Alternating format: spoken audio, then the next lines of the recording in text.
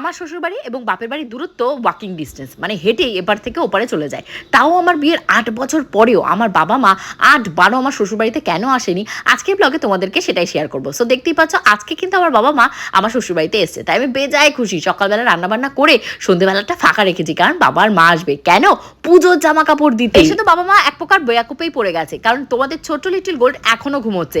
প্রচুর প্রচেষ্টা চালিয়েছে, সবই ব্যর্থ করে লিটিল গোল্ড এখনো ঘুমোচ্ছে। চকলেট এনেছি, চিপস এনেছি, জেমস এনেছি, ওঠো দিদি ওঠো দাদু, কোনোভাবেই সে উঠছে না।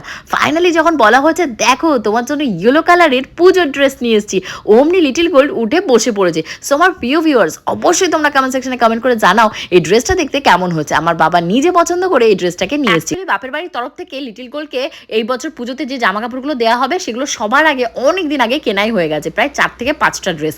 পরবর্তী ব্লগে তোমাদের সাথে শেয়ার করবো, সেগুলো দেখতে যদি ইন্টারেস্টেড হও অবশ্যই কিন্তু পেজটিকে ফলো করতে ভুলো না। তা বাদে আমার আরও পেজ রয়েছে, প্রিয়াঙ্কা সাহা প্রোফাইল রয়েছে, Priyanka food and family page রয়েছে, প্রিয়াঙ্কাস টাইম স্টোরি আরও একটা পেজ রয়েছে, এবং ইউটিউবে আরও একটা চ্যানেল রয়েছে যেটার নাম প্রিয়াঙ্কাস টাইম স্টোরি নামে। সবাই চটপট দেখে দেখে ফলো করে দিও। এখানে কিন্তু ড্রেসটা বারবার করে দেখি করা হচ্ছে, কারণ এটা কিন্তু 3টে পিস রয়েছে। আর আমি লিটিল গোল্ডের জন্য এরকমই একটা স্কার্ট এবং এরকম কালারই খুঁজছিলাম, কারণ ইয়েলো কালার আমার মেয়েকে পরলে ভীষণ ভালো লাগে। আজকে কিন্তু বাবু আর মা দুজনে পার্সোনাল ভাবে গেছিল লিটিল গোল্ডের এই ড্রেসটা কিনতে, কারণ আজকে ছিল সানডে। আর এর জন্যই তোমাদেরকে বলছিলাম বাবা আর মা বিয়ের আমার 8 বছর পরেও 8-12 গুণে দেখতে গেলে আমার শ্বশুরবাড়িতে আসেনি, কারণ তাদের টাইমই হয় না। সানডে ছাড়া আমার বাবার ওষুধের যে দোকানটা রয়েছে সেটা বন্ধই থাকে না।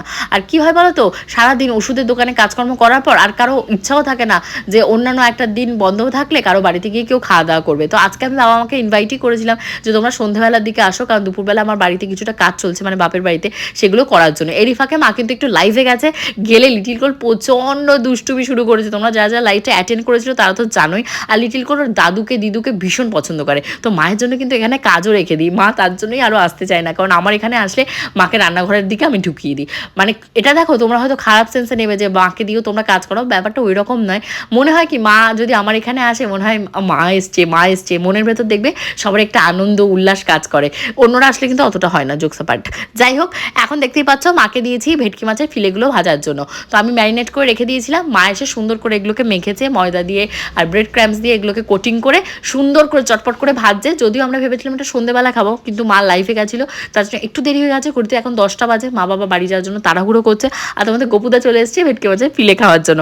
আজকে বাজার থেকে আমার কর্তা মশাই এগুলো বাজার করে নিয়ে এসেছে শ্বশুর শাশুড়িকে খাওয়াবে। এর ভেতর আমি কিন্তু বাবা মাকে একটু দুধ চা বানিয়ে খাইয়েছিলাম, আমার নিজের হাতে তৈরি। টাইমটা দেখো কিভাবে কেটে গেল, বাবা মা এখন বাড়ি চলে যাবে। বাট তোমরা কিন্তু আমাকে ফলো না করে কেউ যেও না, পরবর্তী আপডেট আসবে খুব তাড়াতাড়ি। বাই।